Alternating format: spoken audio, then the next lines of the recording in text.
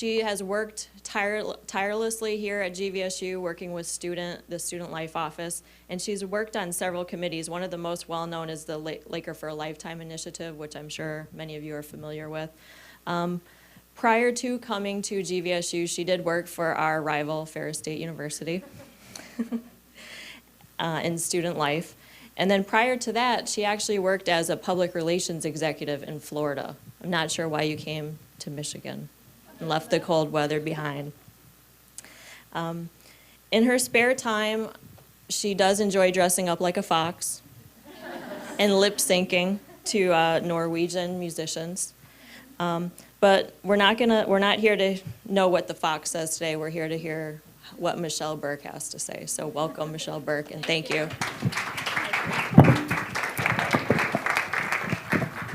Plug this in for the video here. And thanks, Dan, for videoing. I'm having a bad hair day, so that sucks because it's on video forever. So I was, oh man, that's not going to work. Can you help me? Okay. Should I put it down a little bit? Is that good? Okay. So I think everybody who's invited to do this says, I don't want to do this. I'm going to turn it down because it's very scary. It's really scary to talk about yourself.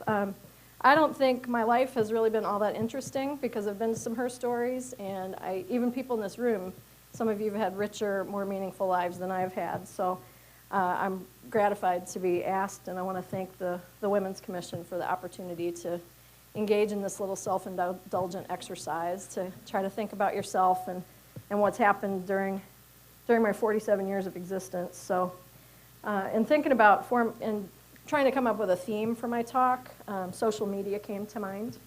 And there's a lot of social media out there. So there's Facebook, Tumblr, Twitter, LinkedIn, Vine, which I'm not doing the Vine, I can't do that. But it's disturbing to me that you can put yourself out there for the public to see, and they don't even have to meet you. So that's always been disturbing to me, and I stayed away from social media for a long time when it started, and it wasn't until I was on a national board where the chairperson of that board said, we're going to have a Facebook group, and that's how we're going to communicate. I was like, I don't want to be on Facebook. And the main reason I didn't want to be on Facebook is I didn't want to see what you students were doing, because you do some crazy stuff, and then you put it out there for posterity, and you shouldn't do that. But I realized that in the meantime, there was also this opportunity to connect with students that, you don't read your emails anymore. So you're on Facebook, you're on Twitter, and in my work to help students know what's going on and to connect with them, I needed to be on that level. So it actually was a benefit once I did get into social media. So I do have a Facebook account, and you can friend me. If I know you, I will friend you. And I'm also on Twitter, so you can see my tweets, but I don't really tweet that much. We'll see what happens with that. But I always wanted to make sure that there was a clear line between my life and my professional life and my students' lives. And so you'll learn a little bit about me online, but you won't learn everything. But now my virtual wall is out there. The one thing with online personas, and I think this is something that maybe students you don't always get, is that the difference between an online persona and reality can be wide.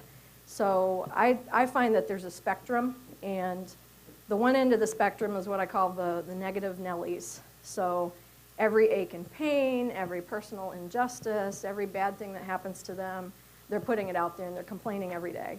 Oh, it's so gloomy out. The sun's not here, or I have a hangnail, and or even worse. I don't want to live anymore, stuff like that. And when I would see those things online, it would really scare me and make me think, this person's at the edge, I got to go talk to them. And then when I would reach out, I'd realize, well, it's really not that bad. They were just venting. And so they were kind of using their online persona as a therapy. It's therapeutic to complain and put stuff out there. So I learned not to get too riled up about those things. It still can be a trigger to learn what people are up to and to help if they're reaching out for help. And then the other end of the spectrum is the positive polys. And those are the people that only put the good stuff out there. And a colleague of mine on another campus is widely followed by thousands of people, and she really puts herself out there on Facebook. She has polls to engage friends. There's an inspirational quote every day. She compliments her colleagues, and there's lots of us that come back for more. to look at what she has to say. And in the last year or two, she's gone through a painful divorce, and really none of us really knew that. She went through some life changes and just some personal pain that she didn't put out there online at all. And when I first found out about what was going on with her, I felt kind of offended. I was like, why wouldn't she share that with me? And then I thought, why should she share that with me? When's the last time I really had a conversation with her? When's the last time I talked to her on the phone or saw her in person? So it made me realize, it reaffirmed for me that your online friendships are never as close as your authentic in-person friendships that you have. And it makes me appreciate my in-person relationships even more. So when you see me online, I'm definitely a positive Polly.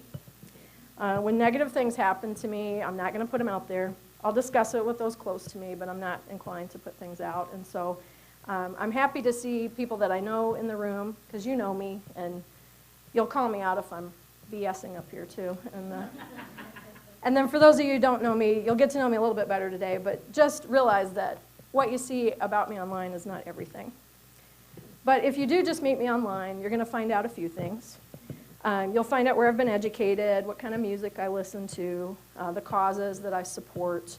But the timeline on Facebook is really only going to tell you about the time since I joined Facebook, which was only a couple of years ago. So you're missing about 80% of my journey. So if you get to know me personally, you'll see I have just a few true friends. I don't have 1,200 friends. I have a couple of friends. And then there's lots of other people who have touched my life, and I've touched theirs in different ways. I'm comfortable with who I am, but I really don't like being photographed, so most of my profile pics are little cartoons and stuff like that.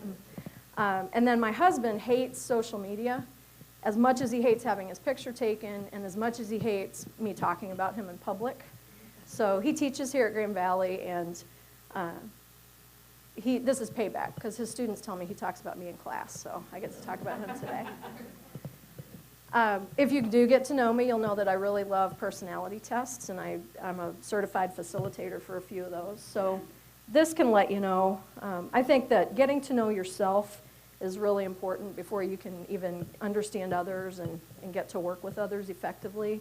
But when you use personality tests for yourself, and then you're able to discuss your results with other people, it helps you communicate better. It can help you in your work life and in your personal life. So if you look at the profiles of the personality tests I've taken, you can see I'm analytical, I'm committed, I'm loyal.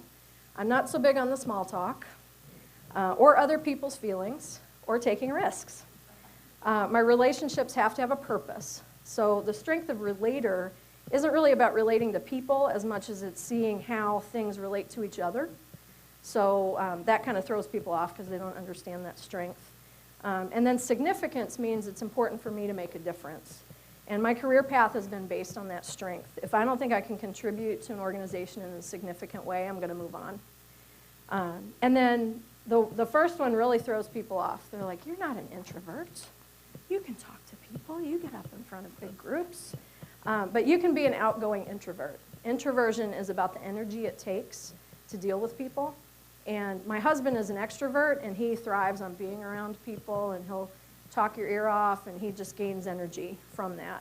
Me, I'm going to need a big nap after this. This takes a lot of time, a lot of energy to deal with people. I don't like parties where I've got to go meet people I don't know and talk to a lot of people. So just understand that about introversion. And there's been a lot of great stuff online in the last year. There's a TED Talk, and there's a book, and there's some other stuff about what it's really like to be an introvert. And so check those things out. And if you are an introvert, it will make you feel better about yourself. And if you're not one, you'll understand your friends better. There was another personality test that I took a couple of years ago with my boss, who's here, Bob Stoll.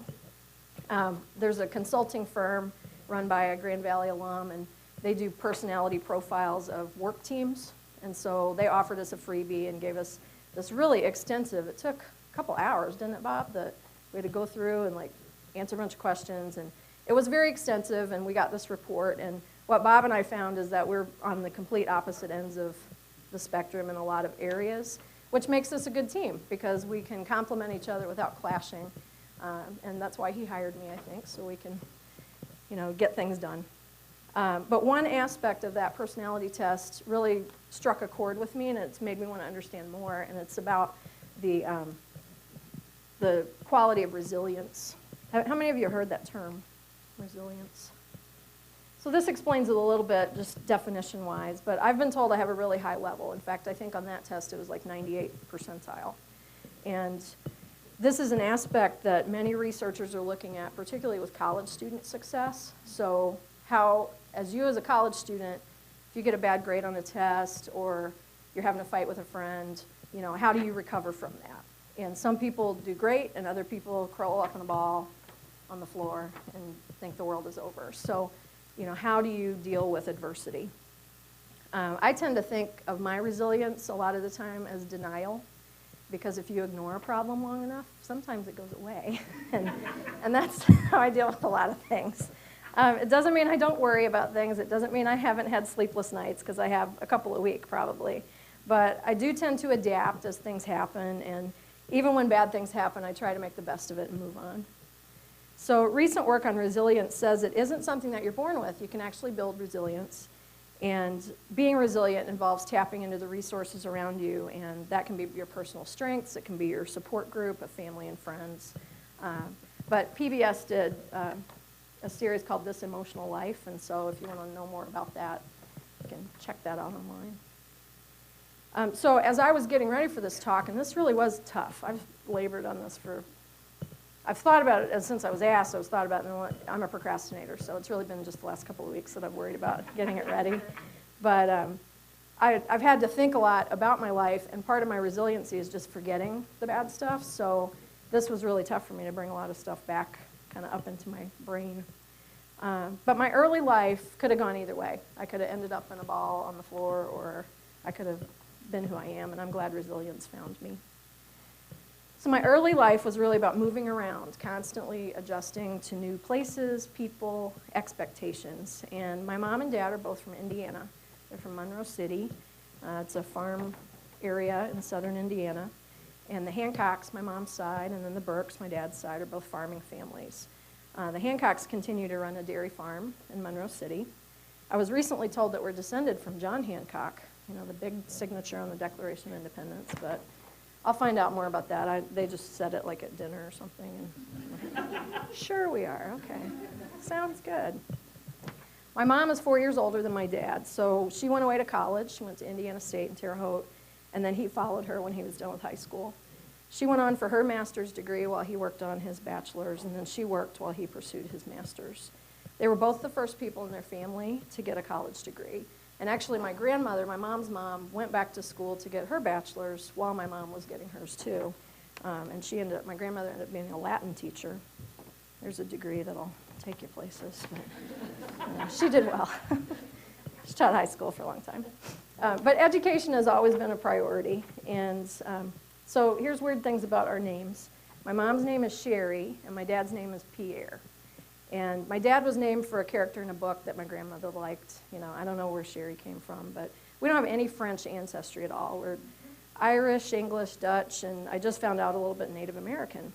But Sherry and Pierre decided that since their names sounded French, their kids should have French names. So I'm Michelle Renee, and my sister is Nicole Suzanne. So by the time I was born in 1966, my parents were in Florida, so I was born in Florida, which I'm very thankful for every day. I like being a Floridian. And then they kind of moved around Florida when I was a baby. This was a turbulent time for the United States, and I've asked my parents about it, and they both said they were too busy with school and work and kids to pay much attention to what was going on with the civil rights movement and just things going on in history, and then in the early 70s with things that were happening. They were just too busy working and raising a family. But the memories that I have as a kid are playing with and going to school with kids who didn't look or talk like me. And I think that was probably the best gift that they gave me.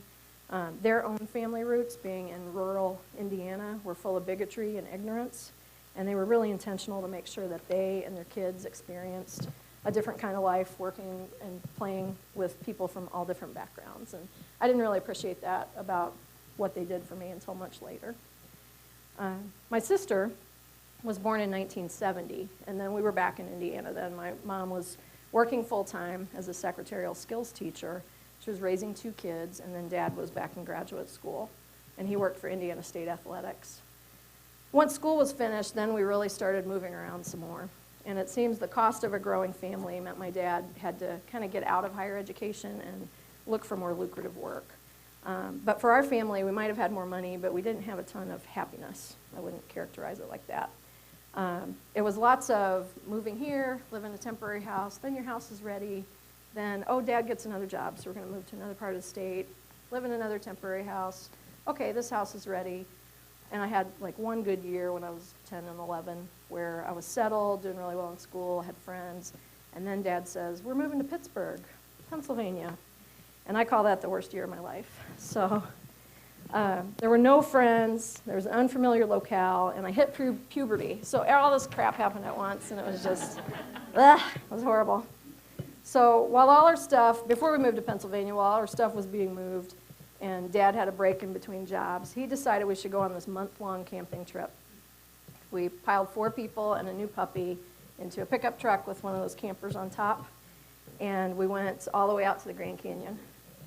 So I slipped my slide a little too far. So you can see on the map, we went, woo, all the way out west. We went to Pikes Peak, to Petrified Forest, the Grand Canyon, Mount Rushmore. My uncle lived near there. And then we drove all the way back to Pittsburgh.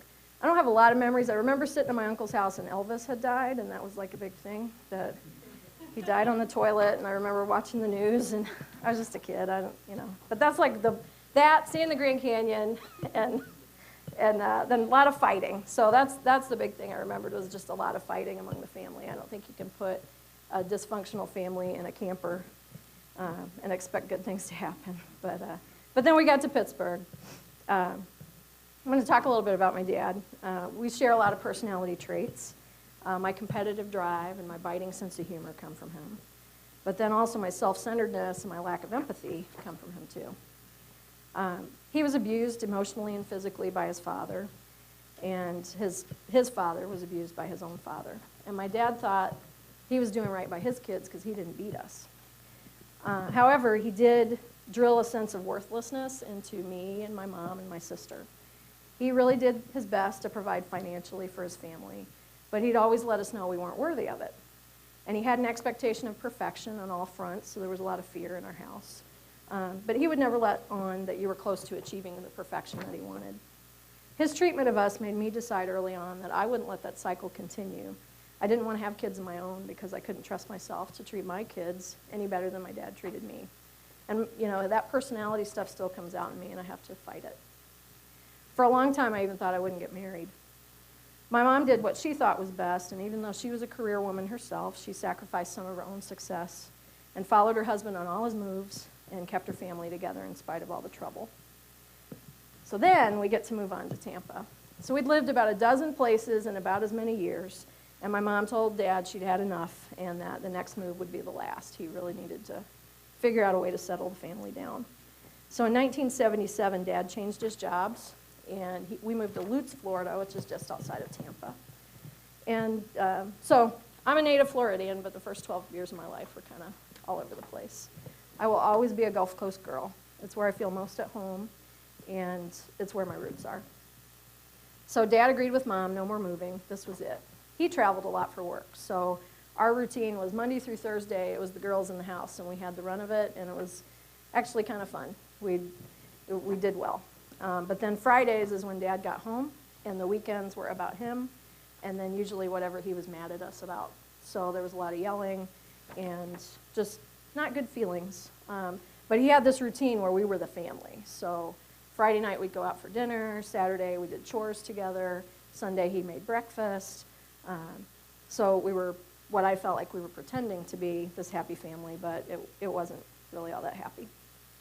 And my mom was a church organist too, so my sister and I went to church to be with her on Wednesday nights and then Sundays when she played. And I'm not really going to talk too much about religion or my own personal faith today, but being part of kind of the behind-the-scenes part of a church taught me a lot about religion and what I might appreciate or not appreciate about it.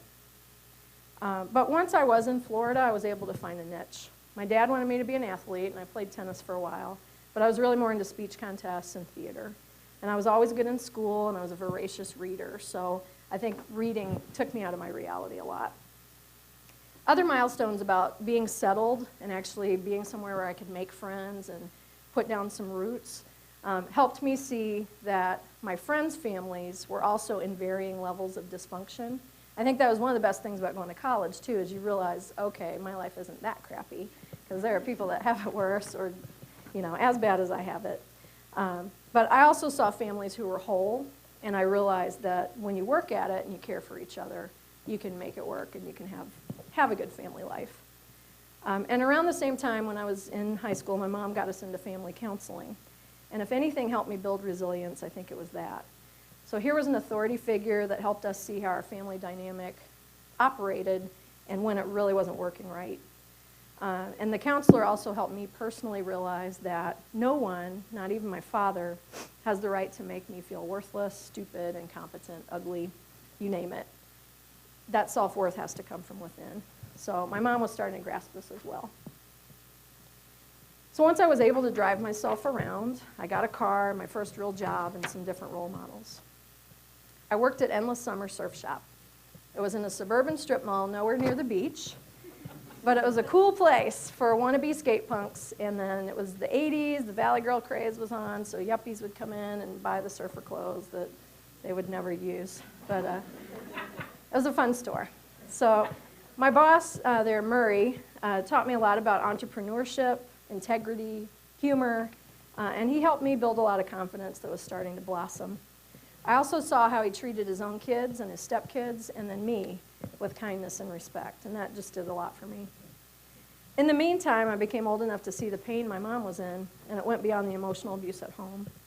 Apparently, Dad was a serial cheater, and he had rarely been faithful during 22 years of marriage. Dad had been in counseling with us, and we all had been prescribed some communication stuff to try at home. If you've ever been in counseling, sometimes they say, go make a list and talk about your list, or try not to push those buttons. But it actually all works out. It's pretty good. But once more, the truth came out about how my father was treating my mother, the less tolerance and respect I had for him. But I gathered lots of strength during that period, and shortly after my 17th birthday, a letter from Dad's mistress was delivered to his office, and my mom saw it when she picked up his mail, which was her routine. I was with her when she discovered the letter, and I just, at that point, encouraged her to make a break. I said, don't worry about money. We've got each other. We can take care of each other. Just get him out. And so over the next several months, that's what happened. I finished high school as a valedictorian, and my mom had this new lease on life at age 43. So it's been really interesting to kind of be the age she was then, and kind of see how you feel about yourself anyway, no matter what's happened to you. And it was a great time for her to make that break. There was a lot of instability and insecurity, uncertainty, and the situation was a lot worse for my 13-year-old sister, so she'd have a much different story to tell, I think, today. But for me, the world seemed brighter. So the summer after high school graduation was tough, but it was this liberating series of adventures. I had to work really hard to save up money because now the money train was gone for college, so I was going to have to pay for college myself with what help my mom could provide. But one thing I was able to do that summer was travel abroad with my high school Spanish teacher and her son. She was going to a conference, and then her son was a year behind me in school, and we were friends. And she kind of set us off, and can you believe this? 17 years old, sent us off into Mexico City to just, go to the museum, go have a good time. You sort of speak Spanish, have fun. And we did. We had a blast. So it was a really liberating experience to go somewhere completely different, not know the language very well.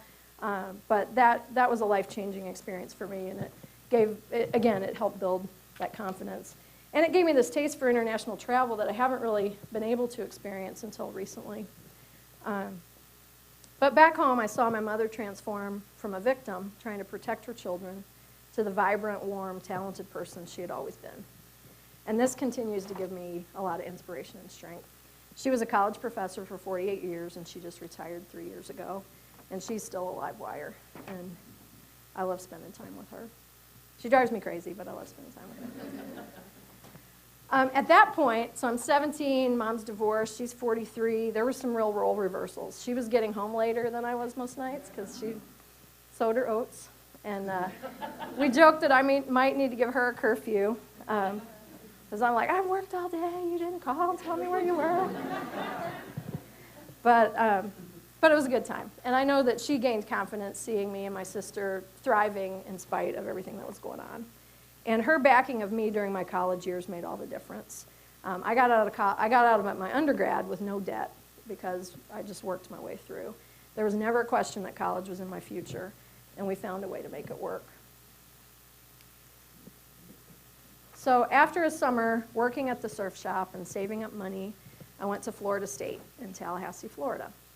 I had lots of random scholarships to get started, and I worked about 30 hours a week to pay the bills, pretty much through my whole college career. I wish I had had the blueprint for success. You know, we give you the do something guide, and I wish I had had that because I was on the 5.5-year plan. It took that long to get out. But I don't have many regrets except for not going on study abroad. I was supposed to go to London my sophomore year, and when it came time, I just felt like I couldn't afford it. And if you're in that boat, come talk to me. I will help find a way for you to pay for your study abroad. You need to do it. The other thing that my mom insisted that I do was go through sorority recruitment. I am not, well, at the time, I was not sorority material, I didn't think. She's a Chi Omega, which is a national group, and she wanted me to have the kind of support that she had in school. At the time, now you guys are way too young, most of you are way too young for this, but there was this movie that came out that year called Revenge of the Nerds. Yeah. It does not paint Greek life in a pretty picture. So that was my perspective, that it was, you know, the nerds or the jocks, and they were all mean to each other, and it was just full of stereotypes I didn't want to be part of. And I have never really felt like a girly girl, so to me, at the time, sororities were about being all frilly, and that wasn't me. But at FSU, recruitment starts before school even starts, and it's like the social thing that you do before classes start. So Mom said, just go, you don't have to join, you'll meet people. That sounds like fun, doesn't it? So I went through with thousands of other, I think it was 1,700 women went through that year. But it's hours and hours. It's August, it's Florida, it's hot. You're walking from house to house. It's sweaty. It's phony smiles. It's watching dance routines on the lawn. You're touring mansions. You're mindlessly chatting with countless women for hours on end. And it was that introvert in me. I just loved that. But I did connect with one sorority that I felt like if I spilled something at the house, they wouldn't kick me out, and I could be myself. And although I wasn't sure about joining right away, really the only way you can get in a sorority is to go through that horrid process, so I didn't want to do that again. So I said, okay, I'll join. I made the plunge, and it's a lifetime commitment, and I'm a Sigma, Sigma, Sigma. And it's truly shaped my life, even to my career path where I am now. And my mom was right. That house became my home away from home. The women were my close friends, and they supported me through the good and the bad. Now, a lot of people question the value of fraternities and sororities, and when it's at its worst, it's selective, it's elitist, it's superficial, discriminatory, but when it's at its best, which it really is here at Green Valley, and I like that, Greek life provides great opportunities to learn about human dynamics, the world around you, gives you a safe environment where people are taking care of you, and so for me, the overall good outweighs the bad. So when I was at Green Valley, I started as a fashion merchandising, not Green Valley, I'm here at Green Valley now. When I was at Florida State, I started as a fashion merchandising major. Working as a buyer in the surf shop, I was learning about retail, and I thought, okay, I could do that. I could be a retail buyer. I like that. And at the time, this major at Florida State was part of the home economics department. So some of my core classes were like cooking and, you know, stuff to be home ec teacher. And not that there's anything wrong with that, but that's not me. So I was working through the gen ed requirements and the major courses, but I kept avoiding the one required class, which was sewing. And so you see that shirt right there on the bottom. That is what you're supposed to do for your final project in sewing. My problem is I'm not crafty, nor artistic, nor good with my hands. And to sew a button-down shirt with a collar and darts was not an option for me. I was terrified of the sewing machine. I thought I'd get my fingers caught in the needle. So I just kind of gave up. I was like, I can't do this class. In the meantime, the retail classes I was taking made me realize that, okay, you're going to be working in a mall, and you're never going to have time off. And you know, the academic holidays that I'd gotten used to in growing up was something that I thought I valued, and maybe I needed to think about that a little bit more. So I decided to rethink my major, my career plans. And that wasn't a smart idea because really with that one class, I probably would have been done. And It was really stupid. It's just got my bachelor's. But I took a semester off and I went to the community college in Tallahassee. And I took a journalism class, and it revived my interest in writing. When I returned to FSU, the next year I changed my major to creative writing, and I focused on nonfiction. And as a freshman, I'd had an advanced placement stuff where I didn't have to take any English classes at all when I got to Florida State. And I think gen eds are really important, and I know that CLEP and AP help you save money because you can get credits before you get here. But if you aren't allowed to explore what you're good at, then how do you know the next steps to take? So, you know, if you took AP and you're confused, think about what were you good at in high school. I feel like if I had taken an English class earlier on, I might have changed my path sooner. But the other milestone for me was a job shadow opportunity. I was in the student org, and they put together a job shadowing, and I was able to visit with the media relations director at Florida State, and it clarified for me how I might use my writing degree in more of a public relations role. And FSU didn't have a major, actually, in public relations or print journalism. They do it a little different down there in the state because they have certain schools across the state that are good at different things. So rather than switch schools, I just decided to keep my writing degree, but find ways to apply that writing degree to what I was doing. I got a job as a student as an editorial assistant in our philosophy department, so I learned about academic writing and publishing. And that was a good environment to be in, too. This inscription is on Dodd Hall at Florida State, which is where the philosophy department is. And I walked under this doorway every day for about 2.5 years. The half of knowledge is to know where to find knowledge. And I think about that all the time. You know, if you know where to get information, you're going to be in good shape. Ironically, nobody knows who said this. The building opened in 1923, and no one knows where to find who said it. But so we're only half smart. So as I've said, I worked my way through college, and usually I had 2, sometimes 3 jobs at a time. So here are all the different jobs I had over that 6-year period. I made biscuits at Wendy's when they had breakfast. I worked in some offices. I sold suntan oil on the beach. And then as I moved on a little bit, then I was able to work a little bit more in higher education. But even the most menial jobs you have help you build your skills in communication, problem-solving skills, critical thinking. So if you're lucky enough financially to not have to work, I would still say go find some kind of job, because that's where you're going to get the things that will help you later on. So last week, Neil deGrasse Tyson was here, and he issued astrology as this crazy, superstitious thing. And I'm inclined to agree with him if you're going to read the stuff in the paper. But the summer of my freshman year in college, I worked for a summer at the University of South Florida. I was an office assistant in the College of Public Health, and I helped them with their admissions process. And I worked with a woman named Magdalene Argery. And as a hobby, she was an astrologist, and she had a column in the local paper. Really nice lady. And I'd only known her for 2 days, and she offered to read my chart. This is what she did. That's how she got to know people. So I gave her my birth date and the time of birth and location, and she popped it into her computer, and this printout came out. So from looking at my printout, she told me that I'd moved a lot as a child, and she told me about some of my family problems, and I was really creeped out. And she also taught me about the problems that happen just in your daily life when Mercury is in retrograde. So the world goes kablooey when the planets are not in alignment. And she insisted on this every day, and she would look where the planets were and say, it's going to be a good day, or it's going to be a bad day. And I think Dr. Tyson would have a field day with that. But Magdalene also told me about my future after college. She said I would get a job where I'd travel constantly. And she also said that in April of 1989, I would meet the man I was going to marry. She said I wouldn't like him at first, but eventually I would come around. So a few years passed, and I was nearing the end of my college career. I was president of my sorority. The summer was busy with a friend's wedding. I was a bridesmaid, and then I was the delegate to my sorority convention. So I only took 1 class, but I worked as much as I could at the philosophy department. And then I also got a second job at a place called Homes and Land Publishing.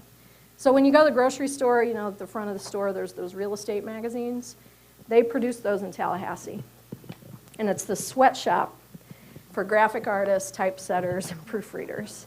and I was a proofreader, and it was really exciting in 1989 to make $6 an hour, because minimum wage was $3.35. So that was like the highest paid job you could get as a student in Tallahassee. It was awesome. So I would go in at 3 p.m., and we'd work until 11 p.m. unless the printing presses were down. And then if the printing presses were down during our shift, they'd make us clock out and say, come back in a couple hours, and then you'll have work to do. So sometimes we'd sit around for a few hours and then have to work until about 3 in the morning. So it was April of 1989, and I recalled Magdalene's prediction, and it became a joke among my friends. I put a challenge out to them to help me meet as many guys as I could. I had more dates in 1 month than I'd ever had in my whole life, before or since. And it turns out the guy I ended up marrying sat right next to me at Homes and Land. I didn't have to go to all that work, but it was fun. So I met him April 9th, 1989. Brett was a recent graduate of Indiana University, and he was working with me in the proofreading department. He had moved to Tallahassee to be closer with his brother, who was a doctoral student at Florida State. Brett is tall, dark, and handsome. But until then, I'd always gone for these skinny blonde guys, so he just wasn't my type. He was nice enough. And I also didn't like the idea of dating people I worked with. It just caused some problems. But we had lots of downtime at work, and one night we had to clock out for a couple hours, and we went to see a movie. Brett knew my challenge. He knew about my challenge to my friends. We had talked about the dating scene, and he joked about how he was really out of practice. He liked a girl in the art department, and was trying to get the guts to ask her out. But he said, I'd really like to have a practice date before I ask her out. So he offered to make dinner, and we could watch a movie. Now, the night before our practice date, I had worked both jobs. I had been out with somebody else and had a good time. And by the time I got to Brett's for dinner, I was exhausted. And he'd made this lovely meal. He had a bottle of wine. He had a movie picked out. And I fell asleep at the dinner table. So I felt so bad. I ended up cutting the date short, and I excused myself. He said he had rented the movie Married to the Mob, and he drank both bottles of wine by himself and watched it. I've never seen that movie to this day. I kind of feel like I shouldn't watch it. So shortly after that, I missed a couple of weeks at work because I was going to the wedding, I went to my convention. April came and went, and I wasn't engaged yet. I was telling my friends about Magdalene's prediction, and in my head, I cataloged all those guys that I'd met over the month. And while I was on my trips, I thought about Brett and even told my friends about this nice guy at work. And when I returned back to Homes and Land, it was actually the day I got back, it was Brett's last day. He decided to get a new job, and he was moving on. And I was kind of like, oh, really? I knew nothing about it. But a bunch of us took him out to dinner, and he and I ended up lingering after dinner. And don't judge, but at that point, the sparks flew, and I pretty much moved in with him. And we ended up getting married on New Year's Eve in 1992.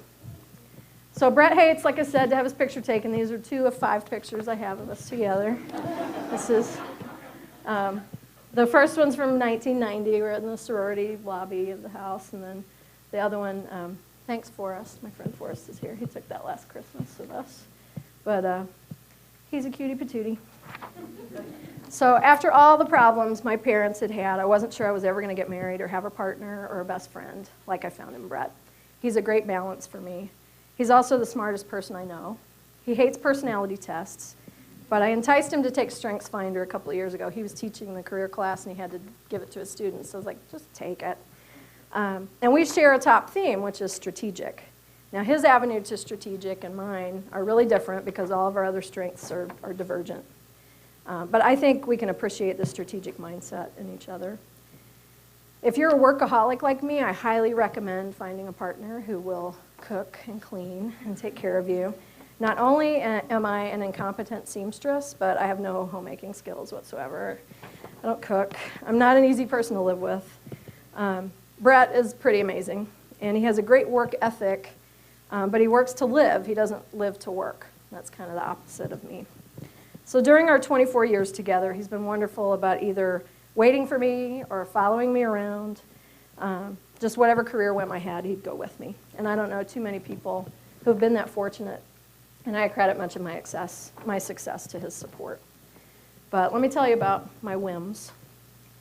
So back in college, so I'd met Brett, we got together, And I'd had such a great experience with Tri Sigma that when I was offered a job to be a leadership consultant, I jumped at the chance. It involved a year living out of a suitcase, traveling from campus to campus, visiting chapters, and starting new ones.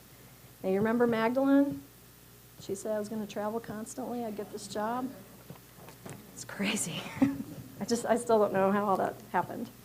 So although traveling for a year meant leaving Brett, I'd actually applied to the job before I met him.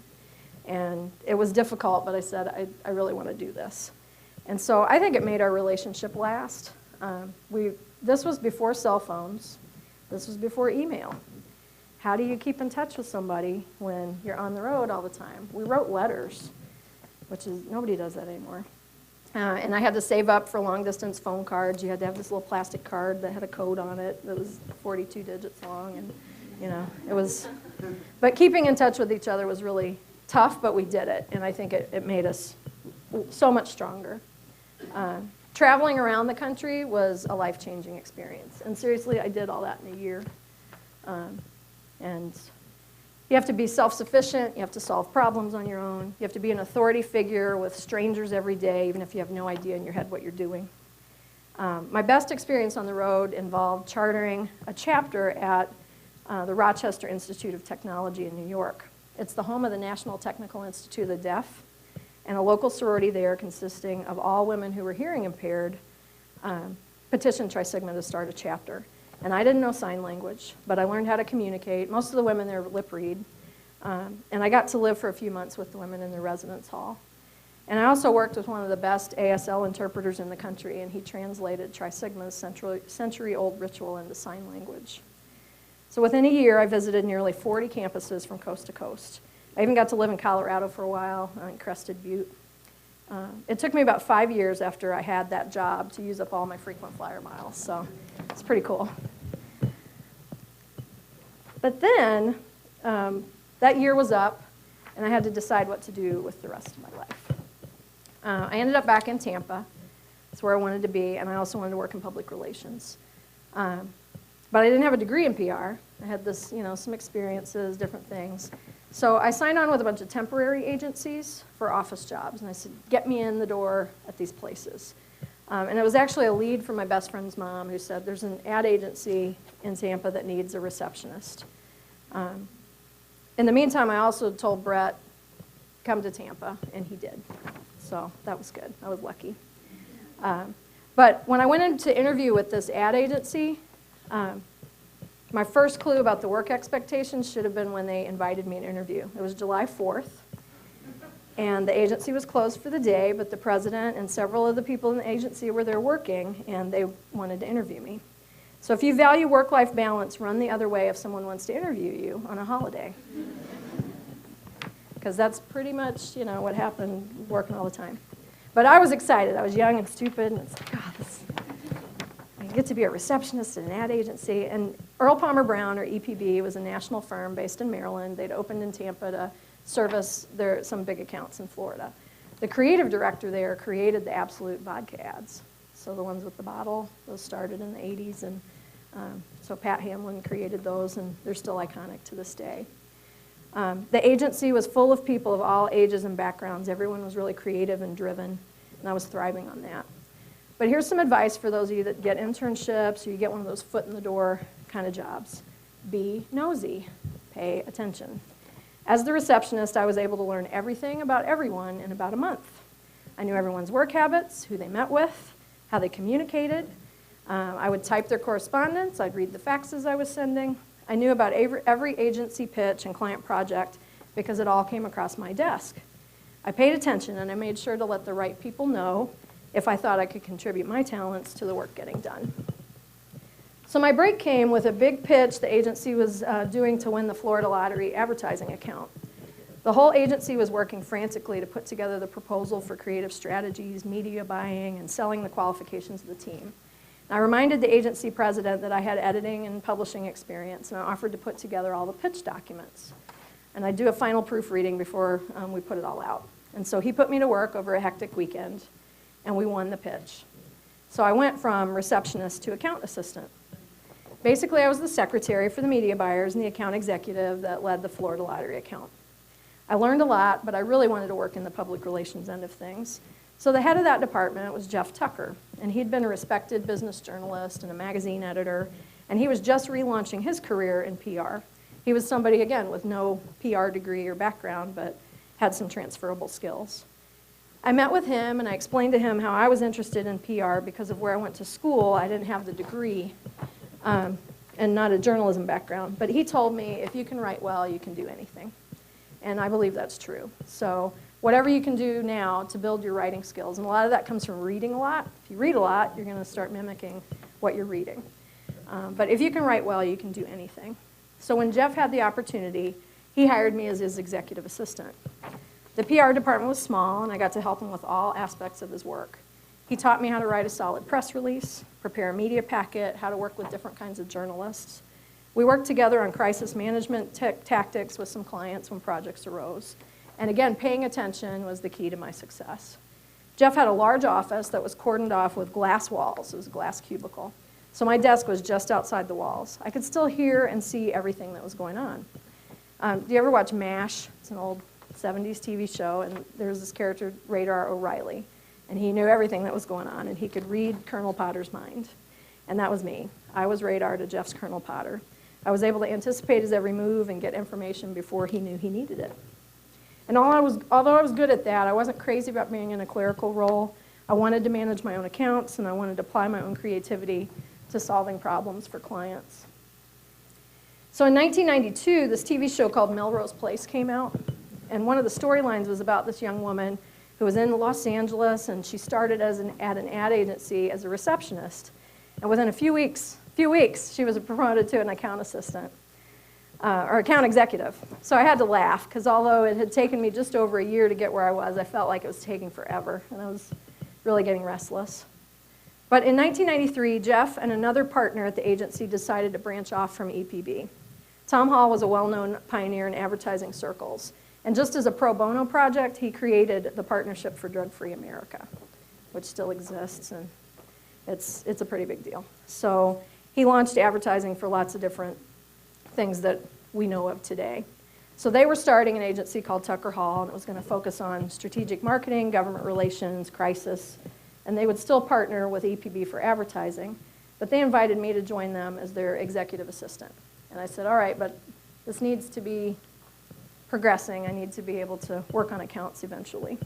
And they agreed to that. They said they would help me with it. So the next 4 years were a whirlwind, and I ultimately did become an account executive. And when the agency started, they brought in other experienced people who were great mentors to me. Within a year, I was billing some of my hours to clients and was given some of my own small accounts to manage. They taught me how to network and gain new business.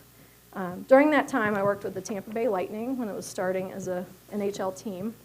Their first game that they had, the ice melted. We were in Florida. You know, what do you do? They figured it out. I also worked with the Malcolm Glazer family when they bought the Tampa Bay Buccaneers, and they needed to build a new stadium in the city. I also planned special events, including opening a museum in St. Petersburg. I did roller coaster grand openings at Busch Gardens. I worked with Tropicana products to launch new products in South America. Other clients included Fortune 500 companies and tourism, and I worked on crisis communications with a lot of firms. It was exciting, sometimes glamorous, mostly stressful work. So high-strung CEOs tend not to treat people very well. If you ever become a high-strung CEO, treat people better, please.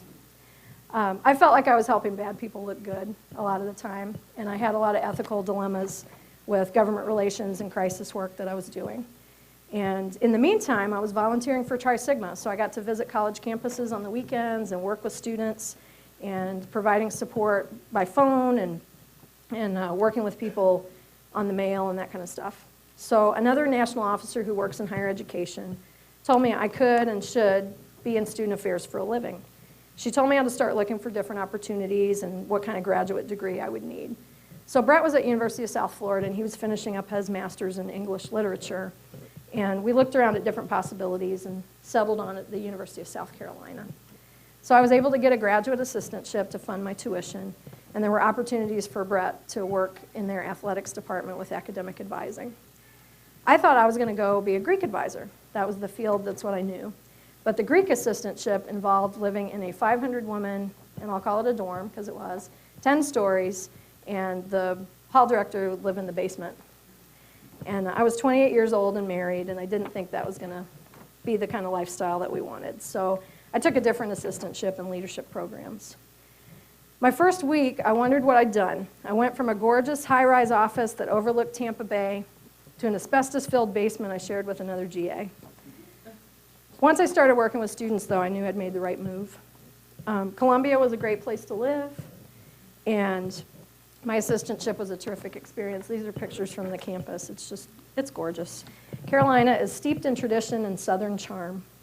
And as it turns out, the full-time Greek life staff quit my first month while I was there, so I ended up being in an interim role. So I got to work in Greek life anyway. It was a crazy workload, but I was doing stuff I loved. So 2 years whizzed by, and it was time to find my first real job in the field.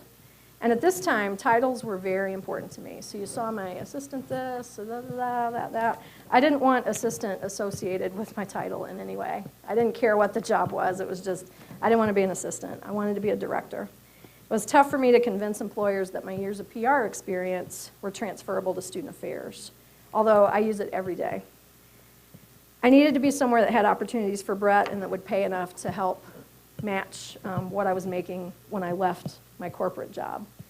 I really miss corporate bonuses. They just don't do that in higher education. You know, in December you'd get this big fat check and it's awesome.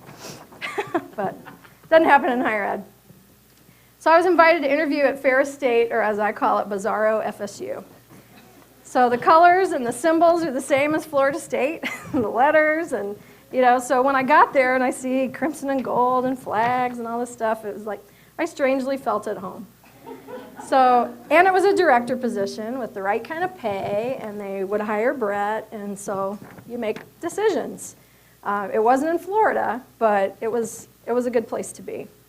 So I was director of student leadership and activities, and I would be able to work with all aspects of campus life that I'd worked with at Carolina.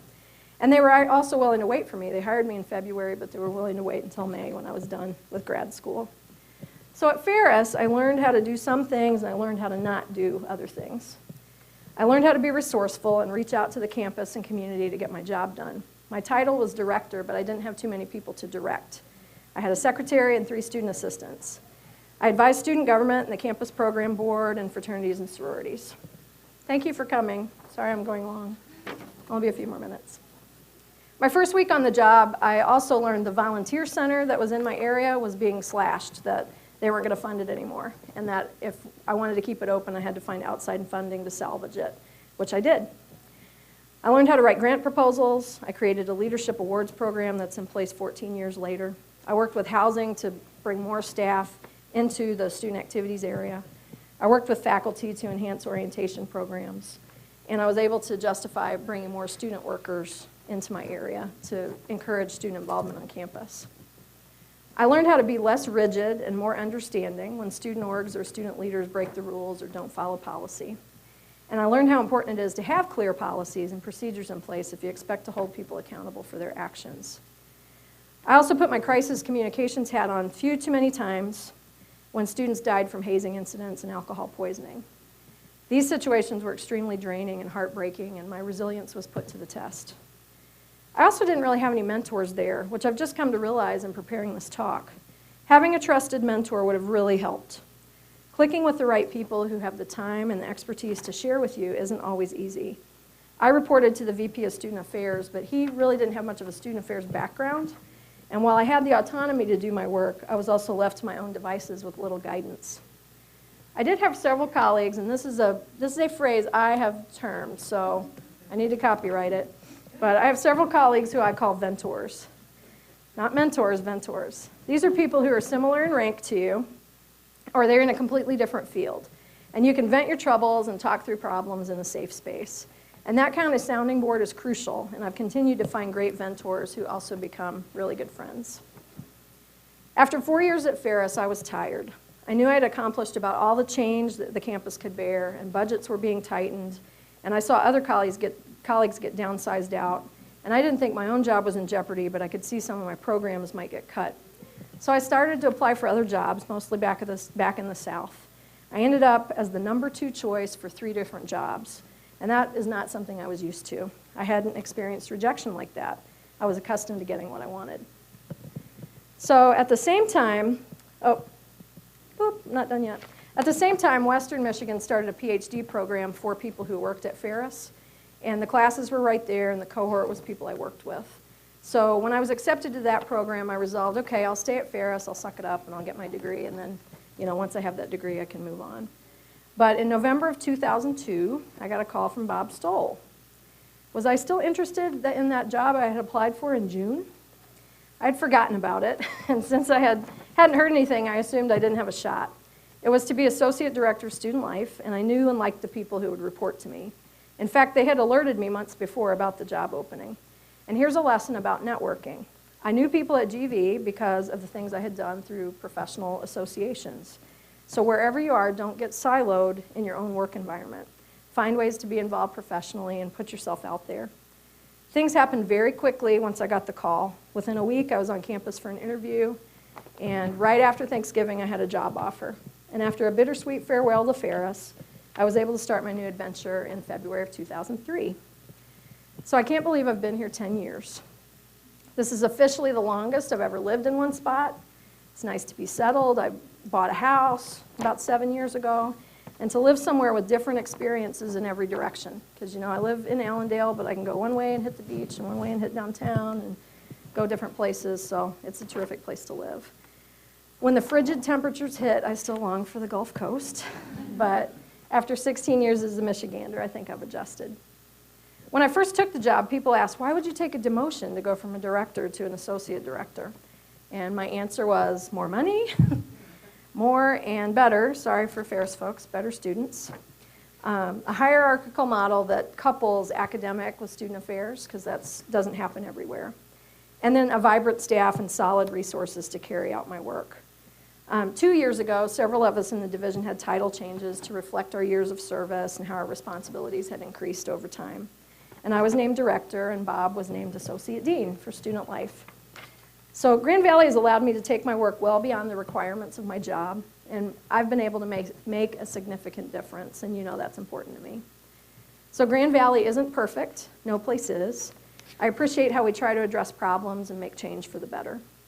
I served on the AP committee for many years. It's the Administrative Professional Committee, and for those of you in AP positions, I'd encourage you to get involved with that group and at least pay attention to their work. I think getting involved with the AP committee helped me network across campus and build relationships that help me be more effective now. When I was chair of the AP committee pretty early on in my time at Grand Valley, I had a fantastic experience of being on the search committee, which helped select President Haas. What a terrific way to learn about the inner workings of our grand university, and I think we made a pretty good choice in president.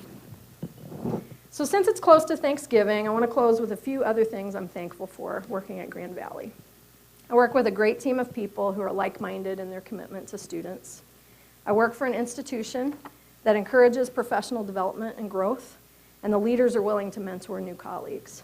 And believe me, stuff even like today's talk doesn't happen everywhere. You just don't get those opportunities.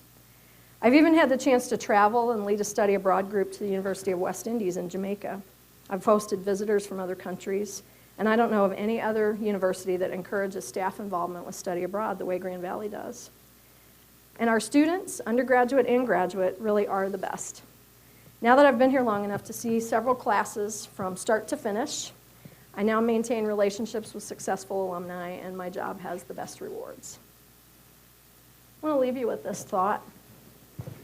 I've been given the time to serve Omicron Delta Kappa, National Leadership Honor Society, as its national vice president. And this is something else that it's only because of the flexibility that I get in my job that I'm able to do volunteer things. This helps keep my travel bug satisfied. So between Tri Sigma and ODK, at last count, I'm at about 70 college campuses that I've visited. While I'm not artistically creative, I do apply my creativity in managing people and processes and working with students. Most importantly, I want to foster creativity in others. My latest ODK trip was to Tacoma, Washington. I found this thought in an airline magazine on my trip. It's from the founder of Reddit, which is another social media platform. He was quoting entrepreneur Jim Rohn, who said, "You're the average of the 5 people you spend the most time with. If you surround yourself with people who are doing interesting things, who are thinking interesting thoughts, who challenge you to be better, and who come from a diverse set of backgrounds and experiences, that combined with the appropriate moments of me time provides the perfect breeding ground for great ideas. And when I read this, I realized it's what I've been able to do with most of my journey. Carefully choosing the people who surround me and feed my soul and my psyche and contribute to my success. Some of you are in the room today, so thank you. What's next for me? We'll see what happens. This was really hard to put all that on the map. The program kept crashing. A few years ago, one of my students in the College Student Affairs Leadership Program, it was a class I was teaching, wrote a paper about planned happenstance, which is a career theory. The concept is to keep yourself primed with skills and experiences and keep a wide network so you're ready for the right opportunities when they arise. And I think that definitely applies to the job that I have here. And while I'll always be a Laker for a lifetime, I realize that to progress professionally, I may have to move on. But maybe not. Who knows? I think I might call Magdalene. I wonder if she's on Facebook. Thanks.